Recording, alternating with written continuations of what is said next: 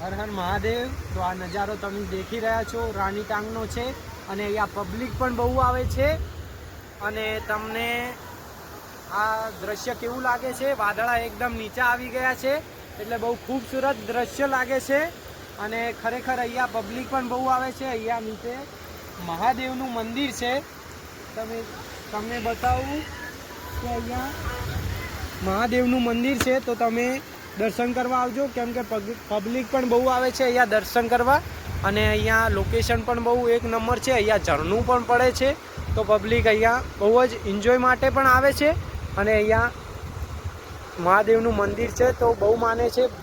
તો હર હર મહાદેવ। તમે જરૂર એક વખત આવજો અને તમને એક વખત નજારો બતાવી દઉં।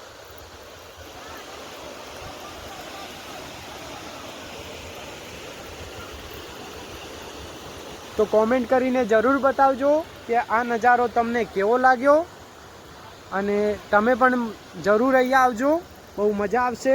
તો કોમેન્ટ કરીને લખજો હર હર મહાદેવ।